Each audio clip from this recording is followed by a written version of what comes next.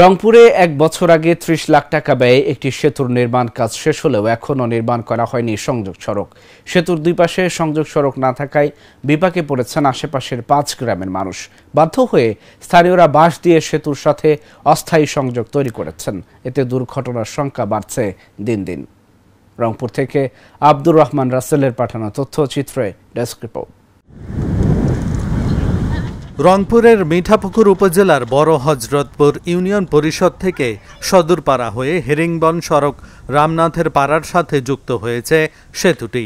ওই সড়কের মাত্র ১০০ মিটার দূরেই সেতুটি নির্মাণ করা হলেও সংযোগ সড়ক না থাকায় এখনও তা ব্যবহারের অনুপযোগী। দুই পাশে বাঁশের মই বসিয়ে নামা ওঠার ব্যবস্থা করেছেন স্থানীয়রা। প্রতিদিন শত শত মানুষ, শিক্ষার্থী এমনকি রোগীও ঝুঁকিপূর্ণ সেই বাঁশের মই বেয়ে চলাচল করছেন। এতে দুর্ঘটনার সংখ্যা বাড়ছে দিন দিন। এই ব্রিজ নিয়ে তো আমাদের অনেক সমস্যা।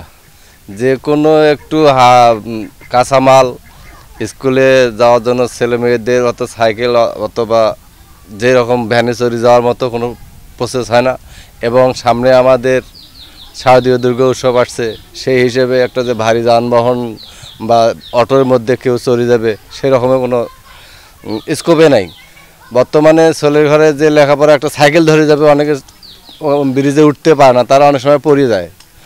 তারপরে মনে করো একটা যদি আমাদের গ্রাম অঞ্চল গরু ছাগল তো সবারই আছে, কিন্তু আমরা এই ব্রিজের সাঁকরবর্তী গরু নিয়ে যেতে পারি না।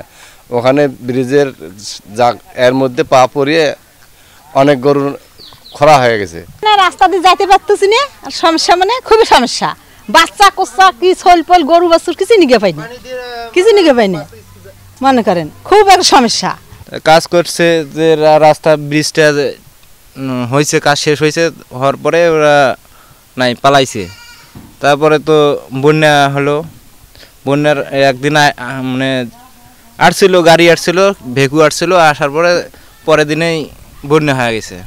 তারপরে আর কাজটা আটকে যায়। বাচ্চারা যাতায়াত করতে পারছে না।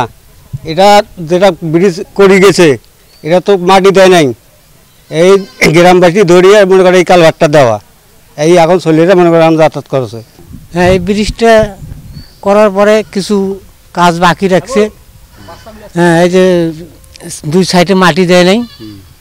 হ্যাঁ, ছেলেরা যাওয়া আসা করে স্কুলে, তার একটা অসুবিধা হয়। গ্রামবাসী জানান, প্রতিদিন শত শত শিক্ষার্থী ঝুঁকিপূর্ণ সেতুটি দিয়ে বিদ্যালয়ে যাতায়াত করে।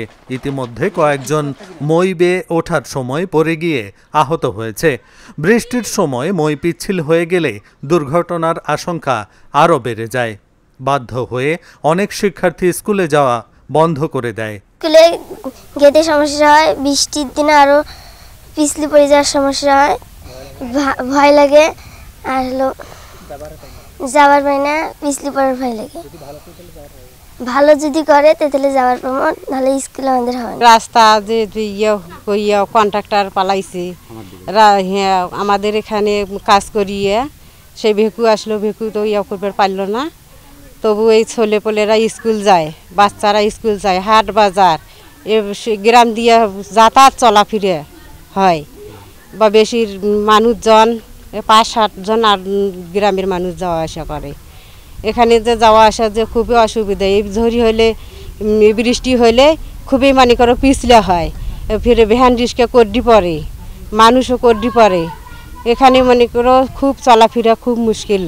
সেতু নির্মাণের ঠিকাদার মেসার্স মুনতাহা কনস্ট্রাকশনের আব্দুর রহিম বলেন, ব্রিজের পাশে পানি থাকায় অ্যাপ্রোচ রোডের কাজ করা সম্ভব হয়নি। সংযোগ সড়কের কাজ শেষ না হওয়ায় ঠিকাদারি প্রতিষ্ঠানকে চূড়ান্ত বিল দেওয়া হয়নি। আমরা কাজ দ্রুত শেষ করার জন্য তাগাদা দিচ্ছি, বললেন উপজেলা প্রকল্প বাস্তবায়ন কর্মকর্তা। আমরা এর পাড়াগামী যে সুশীল মোহরের বাসার নিকট বৃষ্টি আছে, এটা একটি চলমান কাজ। এখনও ঠিকাদারের কার্যাদেশের মেয়াদ আছে। এটা গত অর্থ বছরে কাজটা শুরু হয়েছিল, কিন্তু বর্ষার কারণে অ্যাপ্রোচ ফিলিংটা করা হয় নাই। তো ঠিকাদার তার কাজের যে সময়সীমা আছে এর মধ্যে কাজটা আমরা বুঝিয়ে নিয়ে তারপরে আমরা তার ফাইনাল বিল দিব। দ্রুত সময়ের মধ্যে সেতুর দুই পাশে সংযোগ সড়ক শেষ করার দাবি এলাকাবাসীর। Dhaka journal news desk.